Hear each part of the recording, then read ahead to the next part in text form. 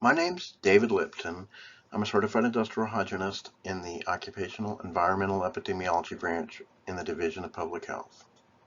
I'm going to be speaking about responding to inquiries about indoor environmental quality, dampness, and mold.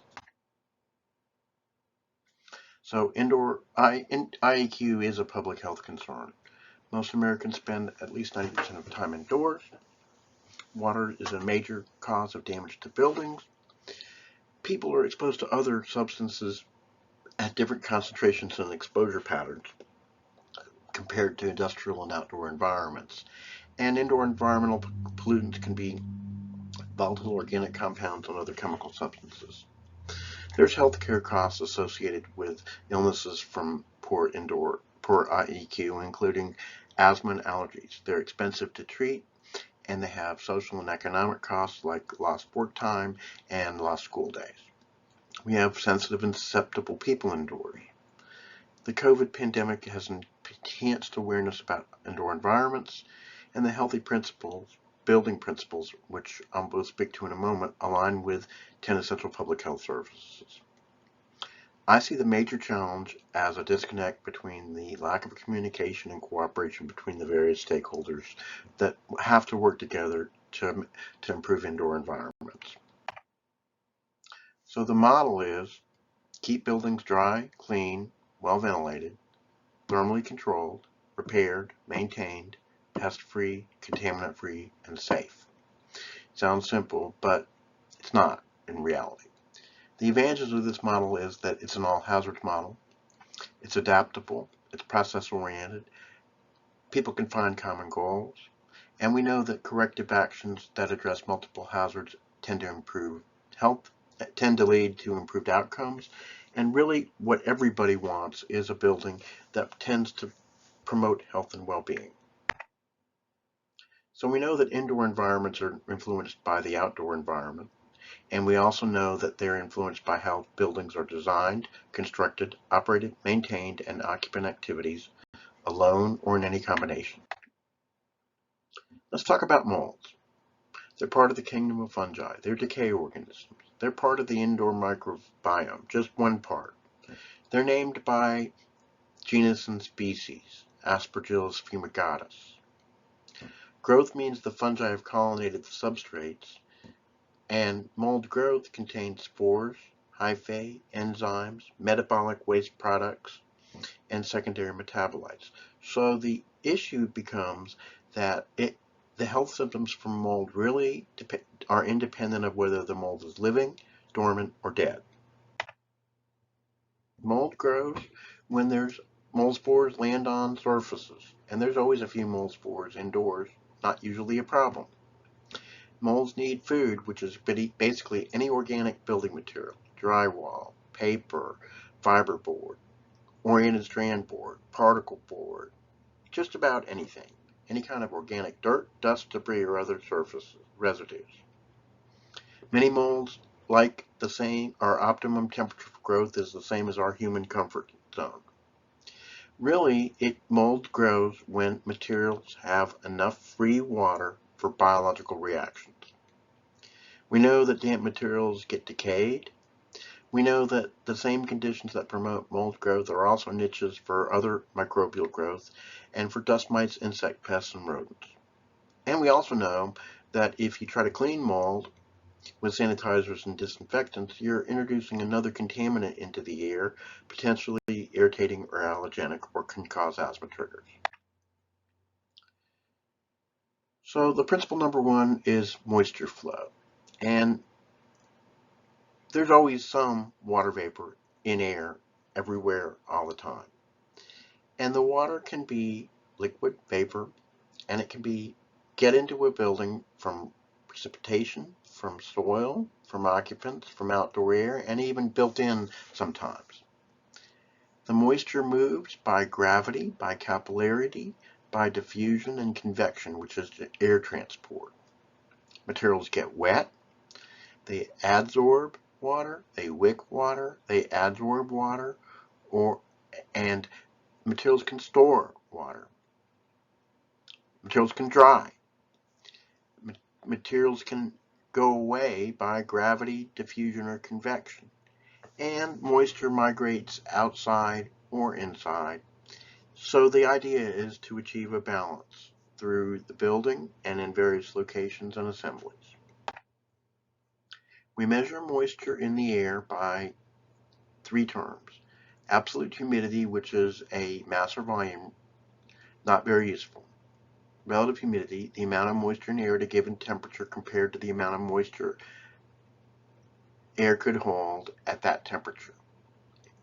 The amount of moisture that air can hold as temperature changes is exponential. Dew point is the temperature at which air is saturated, and it's a better measure for absolute humidity. It's also a good measure for comfort and for also potential for other things to happen. So here's the rule of thumb. If the dew point is constant and you raise the temperature by 20 degrees, the relative humidity will decrease by 1/2. So, as an example, on a hot summer morning, we might have a dew point of 70 degrees and a temperature of 72 degrees, about 95% relative humidity. If the temperature goes up to 90 or 95 degrees without more moisture adding to the air, the relative humidity at 4 o'clock in the afternoon, the hottest part of the day, will be about 45% or 50%. At a constant dew point, if you decrease the air temperature by 20 degrees, the relative humidity will double unless the air is cooler than the dew point temperature, in which case condensation forms. Like relative humidity, the amount of moisture in a material is equilibrium moisture content is the amount of moisture in the material compared to the amount of moisture the material could hold if saturated. Materials come to equilibrium based on the temperature and humidity of the surrounding air, and it's a relatively slow process. If you're really interested, you can get information about wood moisture equilibrium and equilibrium moisture content through NC State Cooperative Extension Service. Principle 2, clean, and cleaning for health is an environmental process.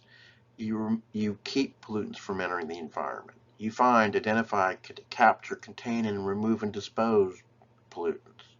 You leave minimal residues. And the level of cleanliness is clearly dependent on the desired site and situation. We see a lot of crowding and clutter, which contributes to cleaning problems. It's impossible to clean porous surfaces. It's possible to get to hard surfaces with clutter. And we see this a fair amount. We see this sometimes in classrooms, especially in daycares and elementary schools. Cleaning and sanitizing and disinfecting. Sanitizers and disinfectants remove the number of germs on clean and hard surfaces. They contain hazardous ingredients. They are absolutely important in areas like food service. And on other environmental surfaces, that's a really good question. And so will the benefits exceed the risks? So the answer is, first, follow the label instructions for safety and efficacy. The label is the law. The label is a legal document. And the current guidance is that on environmental surfaces, especially hard and non-porous surfaces, that drying and cleaning is really enough to remove mold growth from most of these places.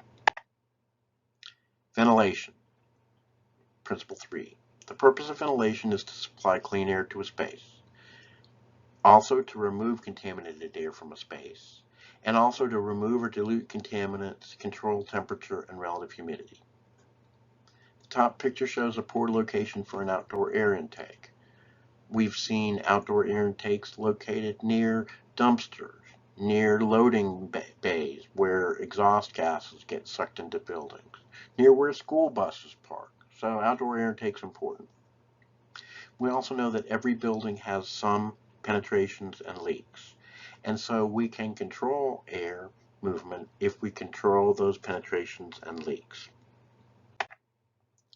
We also know that airflow direction can matter. These images came from some information published during the pandemic. And the idea in the first picture, which is a conventionally ventilated space, is that you have people releasing infectious aerosols. The way the airflow patterns are flowing, everybody is exposing everybody else. The picture on the right-hand side shows that how by using directional ventilation, you can enhance airflow, mixing and dilution and removal of contaminants away from the sources and away from exposed people. Heating and air conditioning in schools and commercial buildings. They can be very complicated. In older buildings, mechanical cooling might not have been part of the original design. Larger buildings have additions and renovations at different times and can have different kinds of systems. It's fully possible for a school to have split heat pumps, wall-mounted heat pumps, central systems, hot and cold water. It becomes really challenging. The other issue is that, especially in schools, there's a variable occupancy on a daily basis. Even in offices, most office buildings are not occupied 24/7, so you have periods of high load and low load, people and no people. One other point is that the most common refrigerant, R22, is phased out. No new refrigerant can be manufactured or imported, so the only sources are from recovered from existing equipment. The new systems are incompatible. So eventually R22 will go away and we'll all need new heating and air conditioning systems that use different refrigerants. So this is a graph from the history from ASHRAE, the American Society of Heating, Refrigeration and air conditioning engineers, about the amounts of outdoor air that we need to promote health and well-being. For many people said that we needed huge amounts of outdoor air, 30 cubic feet of air per minute per person. Over time, because it's expensive to heat or cool and filter and condition air, we dropped the ventilation rates to around 10 CFM and even lower. The current recommendation is 15 cubic feet of air, clean outdoor air per person per minute. Air needs to be filtered. First, let's start with the image that shows the various particle sizes to give you an impression of the different kinds of things that are in the air. We suggest, if you can, to use the MERV 13 filters. They give you the best bang for the buck in terms of capturing fine particles. There's some limitations that the fan has to operate for the filter to work, and in many systems, especially residential, the air cycles on and off and there's significant time periods when the fan's not running. Large particles may still settle from the air before being captured by the filter. Higher efficiency filters are more costly and there's more resistance to airflow. Some people use high efficiency particulate air filters, HEPA filters, not really needed in most indoor environments. They are specifically intended to capture 99.99% of 0.3 micron particles, which are the most penetrating size. And they are crucial in things like working with radiation, asbestos abatement, lead-based paint abatement. But they're not really that crucial in most indoor environments unless there's specific activities and contaminants of concern. The same thing goes with portable air cleaners. And we use the clean air delivery rate as a way to compare the volume of filtered air delivered by the air cleaners. As a rule of thumb, you want the air cleaner to be at least 2/3 of the room area to get adequate amount of airflow. Portable air cleaners have the same challenges of noise, the placement, the direction of airflow, the cost of the replacement filters, and electrical supply and other issues. A term that became popular out of the COVID pandemic is air exchange rate, or air changes per hour. That's the number of times that air gets replaced each hour in a room. So in the simplest model, we can use a logarithmic box model and estimate how long it will take for a contaminant to decay. So let's take, for example, that we have a person that enters a room who's got COVID, and they emit 1 million particles, and the room has 1 air change per hour. So in 1 hour, In 2 hours and 30 minutes, we started with 1 million particles. We'll be down to 100,000. In 4.5 hours, roughly, we'll be down to 10,000 particles. And in 7 hours, we'll be down to 1,000 particles compared to what we started with. And you can use the same graph, and you can see that air exchange does play a big role, but really it's part of the complete dynamic. And this model only works when you have one person that enters and leaves, and it doesn't account for other people moving in. It doesn't, and it's simply uniform mixing and other factors. So it's a kind of it's an interesting theory, but it's not all encompassing. There's a lot of air cleaners and antimicrobial pesticide devices out there, and we want people to understand about them. So these technical solutions, first, they may not be good for gases and vapors, and they may not be effective at inactivating microorganisms. And if they are marketed like that, they're called antimicrobial pesticide devices. Our general recommendation is, first, never use ozone in occupied spaces. And also to generally avoid these additive air cleaners like bipolar ionization, negative ions, cold plasma, whatever other active technologies there are. We just don't know if they're effective, and moreover, we don't know what other free radicals and oxidizing reactions can occur that might degrade the air quality. Ultraviolet germicidal irradiation, it can be very effective along with good filtration when the ultraviolet lights shine on the cooling coil in an air duct and an air conditioning system. They will legitimately keep the system from fouling. Upper air germicidal irradiation, if it's installed in the right location by somebody who knows what they're doing, can be very effective. In duct systems, well, there's the question of, do the infectious agents, the bacteria and the viruses, are they passing through the dwell zone, in other words, the place where the light's shining, with enough intensity and time to be inactivated? And there's that same issue that goes with portable air cleaners that have ultraviolet germicidal irradiation. Thermally controlled. Really, thermal comfort's pretty narrow, roughly 65 to 80 degrees, depending on the relative humidity and the time of the year, other things like that. We always want the relative humidity between 30 and 60%. It doesn't necessarily account for radiant heat sources or heat sinks. So my colleague who works on our building that has a south and east exposure, the interior wall will get up to 90 degrees in the summer. Even though it's 72 degrees in the air, you're sitting next to a 90-degree radiator and it's very uncomfortable. Not everybody likes the same temperature. For moisture problems, we never like to see the dew point greater than 60 degrees in mechanically ventilated spaces. On the other side, the heat index is a good measure that's used by the Weather Service and by weather forecasters. And it is important because it's fully possible that buildings that are old and in certain climates can certainly exceed heat indexes for safety. So that's something to think about. The image above is a poor location for a thermostat. So the thermostat reads the air temperature coming from the air coming out of the air duct on the floor. The net result is that the rest of the house is either baking in the summer or freezing in the winter. Repairs really occur when things are damaged, deteriorated, can't be fixed, or won't perform. Maintenance keeps things working like they're supposed to. So a cooling coil that's fouled with microbial growth is never going to be as efficient as a clean one.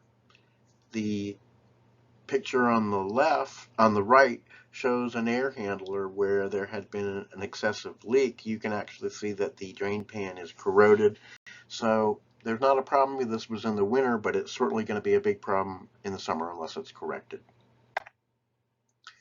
We see construction issues or design issues that are intended or unintended. So what we have here is a portable classroom, and we have what's called a Baird unit. It's a packaged terminal air conditioning system. But whoever installed it never really thought about where the water would go as water condensed during cooling. So it dribbled down onto the deck and it soaked into the fiberboard or the siding, and you can see the damage along the siding. We always worried about contaminant free, and of course we worry about outdoor air pollutants, but we also worry about things that we generate, like scented candles, like total release foggers, like plug-ins. We don't recommend them. And in fact, and the last picture, that's an unvented gas space heater. So carbon monoxide poisoning is pretty much eliminated because they have an oxygen depletion device. But we worry about the other combustion pollutants, oxides of nitrogen, formaldehyde, fine particulate matter, and one that's not kind of counterintuitive, water. An unvented gas space heater that burns 10,000 BTUs of propane emits the vapor equivalent of a gallon of water, and it can cause the relative humidity to rise, which can also cause condensation and mold growth. We like integrated pest management, and so it aligns with the healthy homes model because, first of all, you can't eliminate every pest all the time. But you can keep pests out, deny them food, water, and a place to hide. And we can take advantage of their behavior, and we can use chemicals when we need to, when the non-chemical treatments fail, and we can pick the chemical treatments so that it targets the pest and limits effects on non-target insects or pests and people's exposure. Safe. The key picture here is the image that right of the hot water tank and the air conditioning unit. What we have here going on is that the air intake for this heating and air conditioning system is about 5 feet from a hot water tank, and so there's a chance that when the furnace is operating, it'll pull combustion gases out of the hot water heater flue and into the home. This is the perfect storm. And what we have here going on is vinyl wallpaper on the interior wall of a building for cleaning purpose. So it's a cleanable surface. It's very hot and humid outdoor climate. The wall is cold, a combination of the temperature that they set at and the gray packaged terminal air conditioning unit against the wall. And the final insult or final factor is that the room is depressurized by a continuously operating bathroom fan. So the net effect is that hot and humid air is pulled through the wall assembly, hits that vinyl wallpaper, and condenses. Manufactured homes. Well, they have some advantages, but they are sensitive to water damage because they're built, quite frankly, of a lot of paper, particle board, manufactured wood products, hardwood paneling, drywall. They have a bottom board, which is the floor system right underneath. It's a plastic barrier right underneath the floor. It keeps moisture and air and animals and other stuff out of the bottom of the home. Sometimes they're installed quickly and contractors make mistakes, and oftentimes they don't really good details for drainage and vapor retarders and skirting, that kind of thing. There are some equity issues with mobile homes, primarily whether they're real or personal property. And it really depends on who owns the home and who owns the lot. Mobile homes are real property when they are residential structures on a permanent foundation, and the owner of the home also owns the land. In many cases, mobile homes are not real property. They're considered personal property. And that can be good because your tax bill is lower, but it can also be bad in a situation where you own the mobile home, but you rent the lot, and the mobile home park doesn't want to rent to you anymore. Or it can be bad in a natural disaster because you won't get as much assistance in recovering your home if it's personal property as opposed to real property. So what do we know about mold and its health hazards? Well, we know that damp buildings with mold growth, water damage, moldy odors They trigger asthma. They cause there's a respiratory associations, upper airway problems, and it's really we know there's dose response. So the probability and severity of symptoms increases based on the size of the area, the degree of mold colonization, and the duration the conditions have existed. We know that there's more serious issues that sometimes occur, but we really can't say too much about all the other things that people claim are caused by exposure to mold.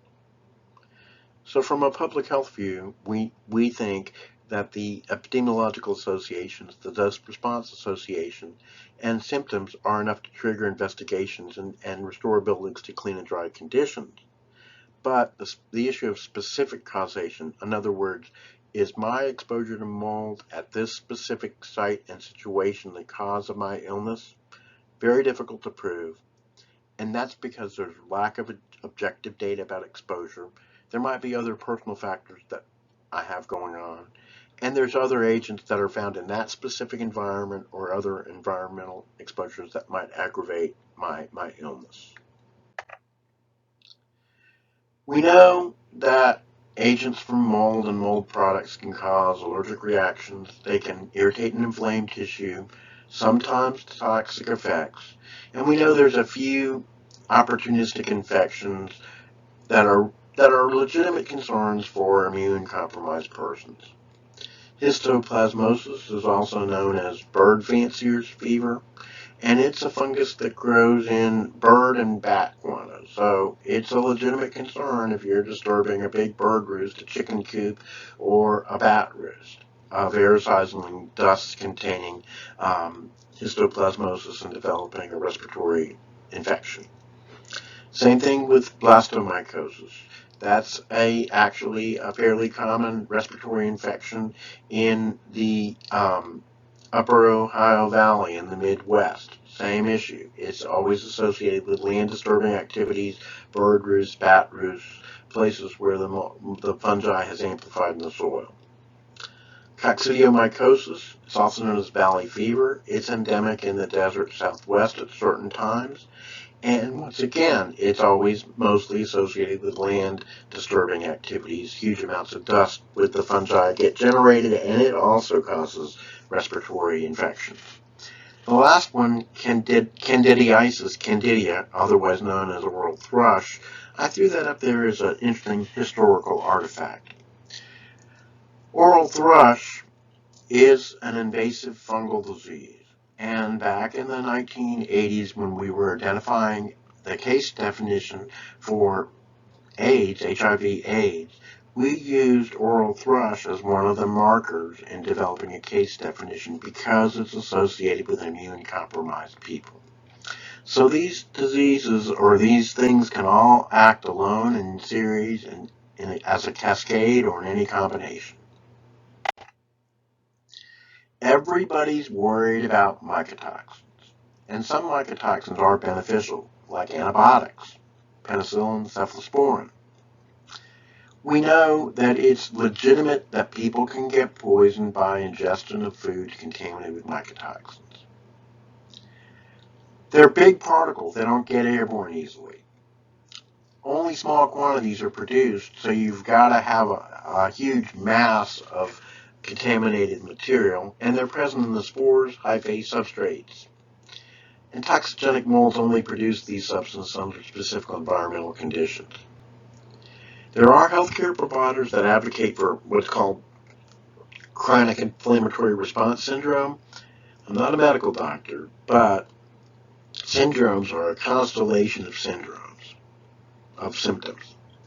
There's no ICD code for this illness. There weren't any increased illnesses or clusters after big flood events like Hurricane Katrina and other gigantic floods. There are laboratories that can test urine and other blood or body fluid for mycotoxins or their metabolites, but the tests aren't approved by the FDA and may not be clinically useful or valid. So now we have the issue of hazard assessment. And hazards are potential harms from a condition. So how do we assess the hazard from mold growth? We think about the category of the source water. We think about the types of affected materials, the size of the area, the degree that things are colonized with mold or damaged, the class of water damage, which is how fast things will dry, and pathways for people to be exposed and their frequency and disposed at. So in the top picture, obviously you have a huge amount of mold growing over vinyl paper, wallpaper. That is pretty significant hazard. Lots of dust and debris will be generated when that stuff's removed. On the other hand, you have suspect mold growth on, say, a backpack that was left in a closet. Well, the mold's not growing on the nylon. The mold's growing on the dust and dirt and debris and oils and stuff that got embedded in the material. So it's aesthetically unpleasing. It's probably not much of a health hazard, and in fact, it may be cleanable. So now the next issue is both risk assessment and risk perception and risk communication. So risk is the probability and severity of harm from hazards. And there's a Richard Sandman from Rutgers University developed a model for that risk is equal to the hazard times the outrage. So how do people perceive risks? Well, they're less acceptable or in contrast more serious. When you think of all these things, involuntary, uncontrolled, unfamiliar, unfair, uncertain, etc., etc., etc. So risks tend to be, in some cases, risks can be inflated, or in some cases, risks can be not poorly appreciated based on some of these kinds of issues. So risk communication is really something where we want the audiences to be able to make informed and reasoned decisions. So it really depends on who's the audience, and the messaging needs to be meaningful, understandable, and actionable. So exposure assessment. Exposure in this context is the amount of mold that a person may have or might inhale. Just because you've got mold doesn't mean that there's exposure. So before I came to public health, I was an ocean inspector for 8 years. And when we measured a person's exposure to toxic chemicals in the environment, we put the sampler in a breathing zone right around their mouth or nose. And we took a sample or a series of samples over an entire work shift because the occupational exposures are based on 8-hour time-weighted averages. So the exposure is going to depend on the generation, transport, distribution, and fate of the contaminant, and also the individual's factors. This is a picture of some mold growing in a crawl space.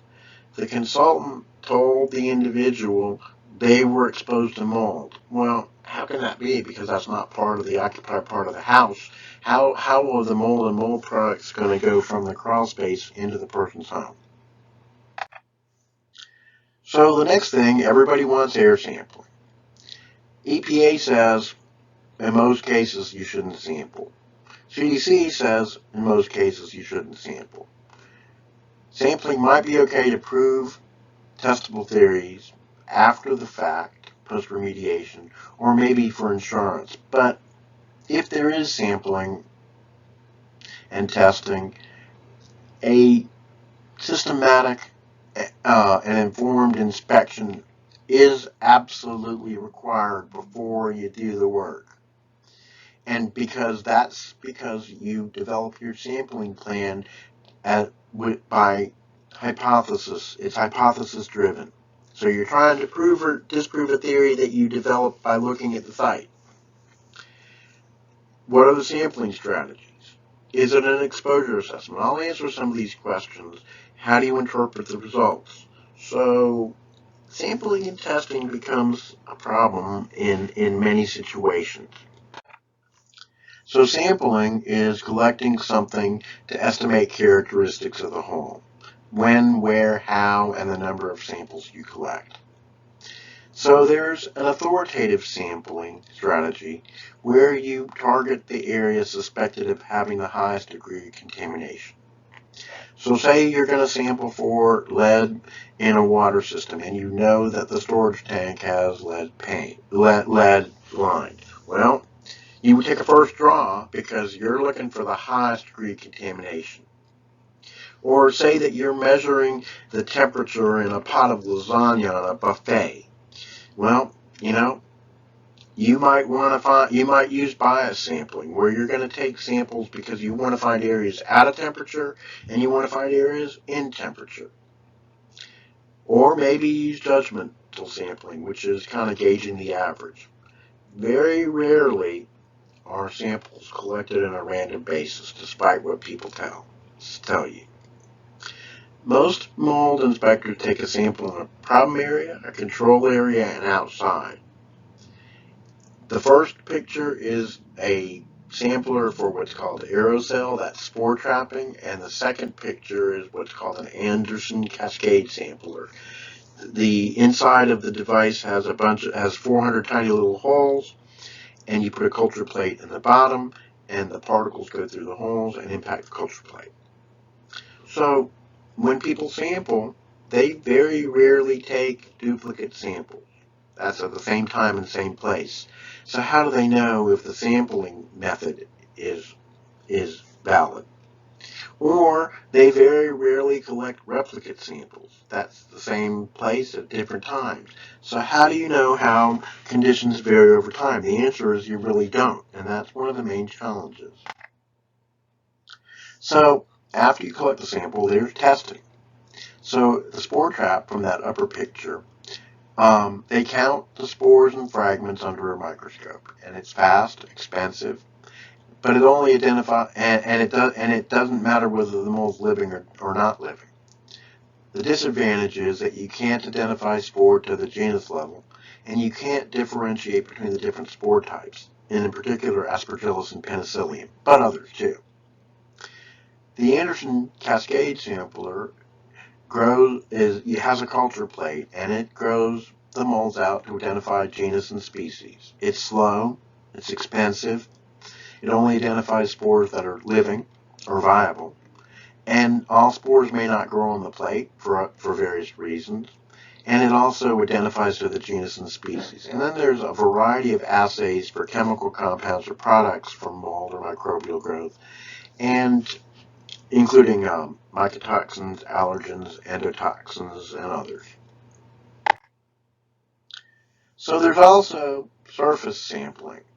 So swab or bulk sampling, you swab that surface and you analyze it under a microscope, or you stick a piece of tape on it and you analyze the spores under a microscope.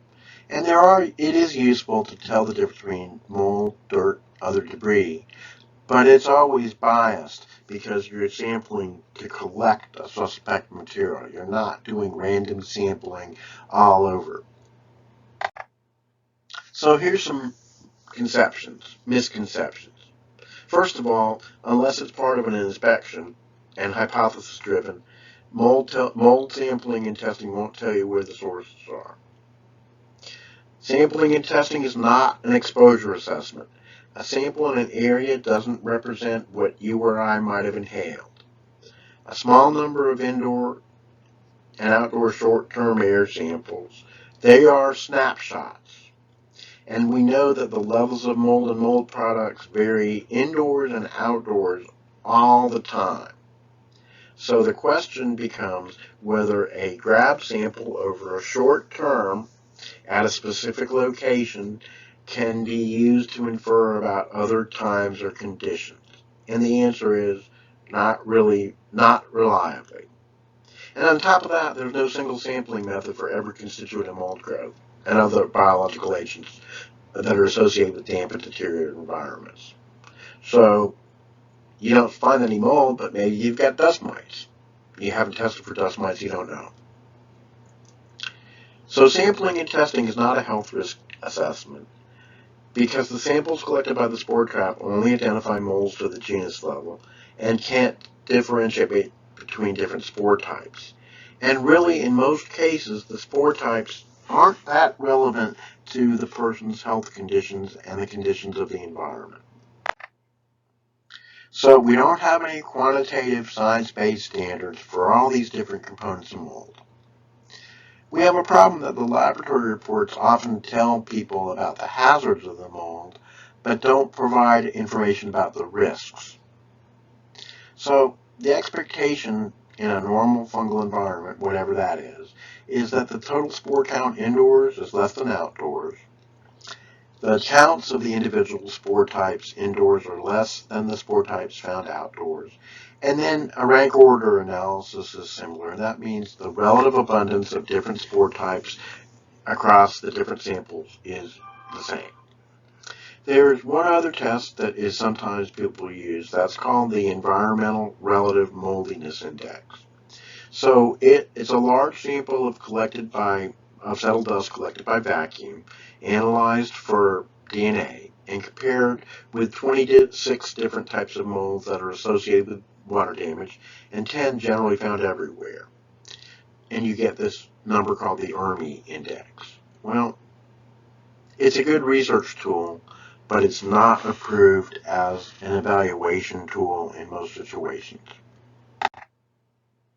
So now you got mold. What do?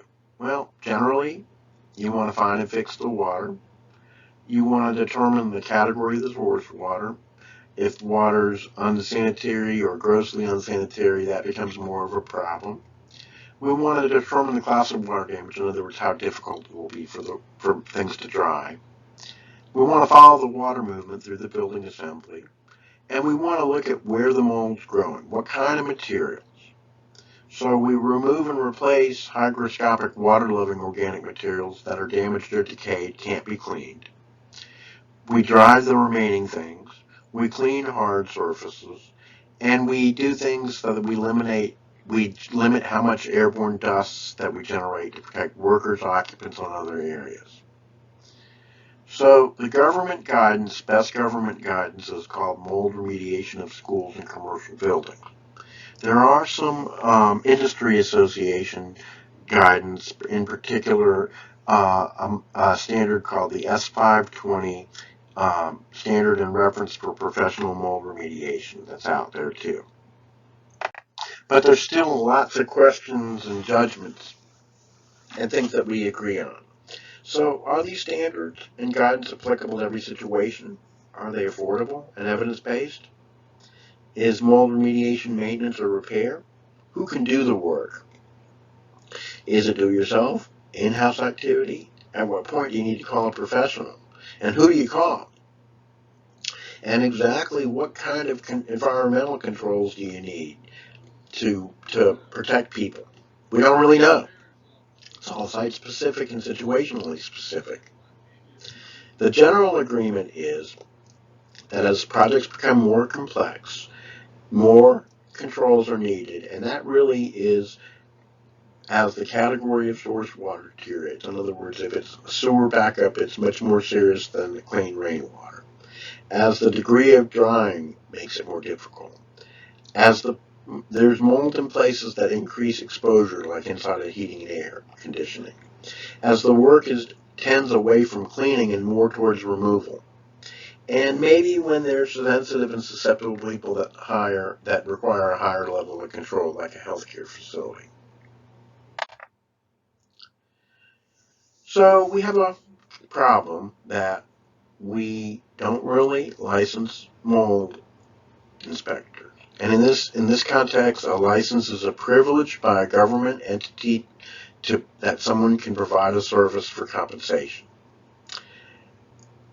There's also certifications. These are voluntary through third-party organizations. And since they're private, they may not have any kind of government oversight. So that can be a problem. So, as an example, the state of Florida licenses mold inspectors and mold remediators, but there's at least 6 accrediting bodies that they'll accept certifications from. The EPA doesn't have anything. The North Carolina Business and Occupational Licensing Database doesn't have anything either. So it really becomes an issue of who do you call and how do you judge if they can do the work for your situation.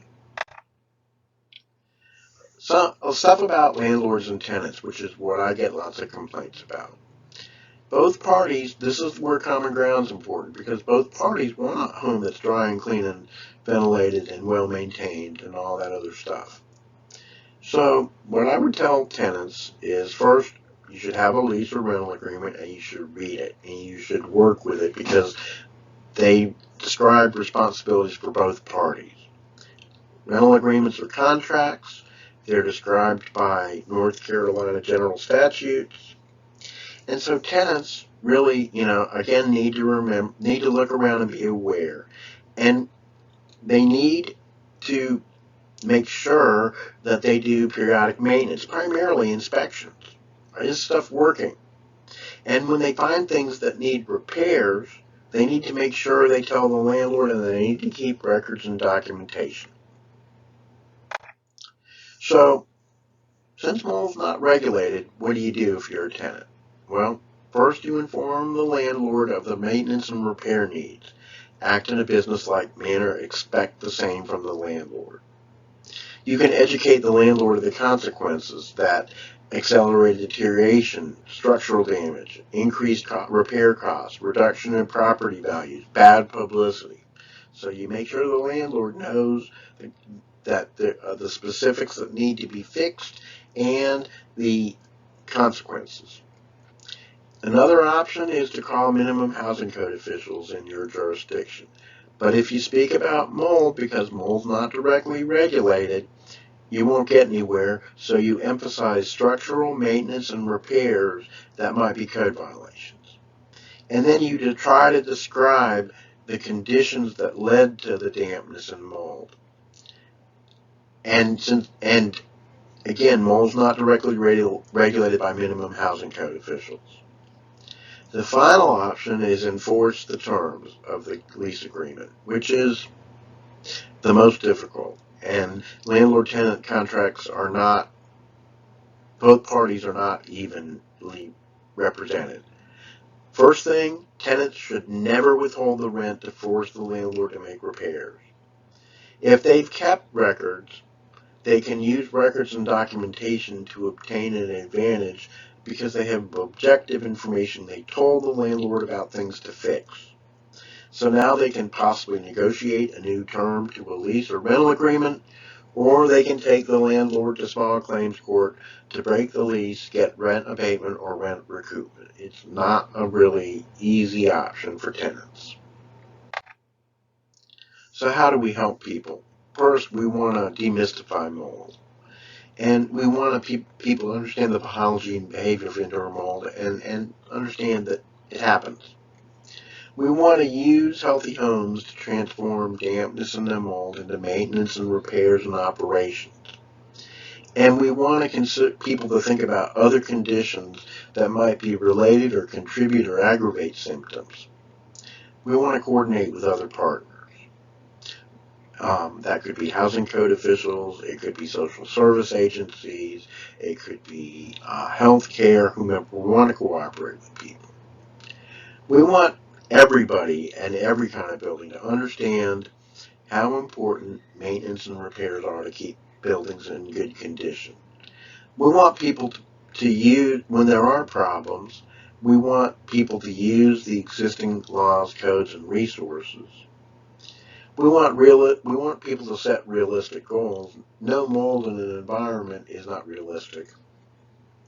And we also want to improve working with healthcare providers.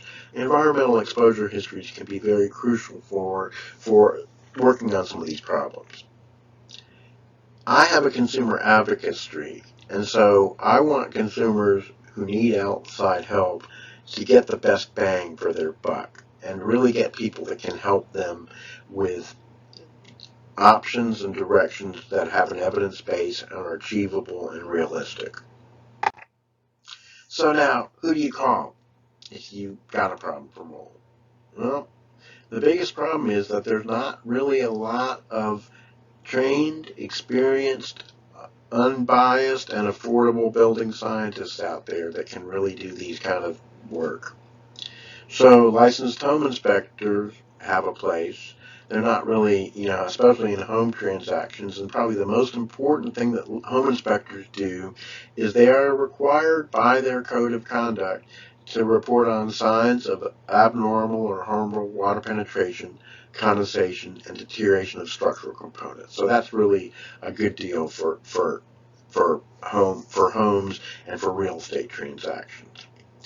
Most of my colleagues who are industrial hygienists, especially if they work for private consulting services, they don't want or work on their own.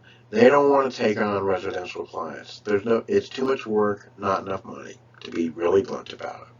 And that's also the same issue if you hire a lawyer to take a landlord to small claims court. Too much work, not enough money. Pest control professionals, a lot of the pest control professionals who do termite control and other things are getting into mold control because termites like the same place as mold does, and damp basements get deteriorated. Sometimes you need professional engineers, forex engineers, licensed architects. Sometimes you need specialty contractors. Again, and I've spoken about this before, it's really let the buyer beware. There are a lot of mold inspectors and mold remediators, but we don't require licensing or certification or registration, so again, buyer beware. The North Carolina Licensing Board for General Contractors has some pretty good quick and dirty guidance that's useful either if you're looking for home improvement or wanting to protect yourself. But the bottom line is you work on trying to fix the underlying reasons that materials became damp is probably better than spending money on environmental testing and sampling. So, as my final remarks, the Healthy Homes, or Healthy Buildings, is a systems-based model to improve indoor environments and promote health and well-being. Indoor dampness, mold growth, other indoor air quality problems, they can be really complex and technical and social problems. And there's a lot of confusion out there about hazard, risk, and risk perception. And again, as I said, I think the biggest problem is poor understanding and lack of communications between all these various people. When it comes to mold, the current evidence recommends that you shouldn't see visible mold growth, musty odors, and water damage. And at this point, we still don't know how much mold is too much. We don't have numerical standards or guidelines. We probably won't in the future. So, our role, again, we recognize that mold can be simple or complex. We recognize that indoor air quality is driven by risk perception. We'd like to move, and we've wanted to move from a retail to wholesale customer service and work with various partners to solve problems. But at the same time, we'll talk to anybody, environmental health, other organizations, community members, anybody, about how to improve indoor environments. With that, there's a list of references that should work. And finally, if you got any questions or contacts, do not hesitate to call me at my office number 707-5961, or you can email me, or you can see our information on the web. Thank you for your attention.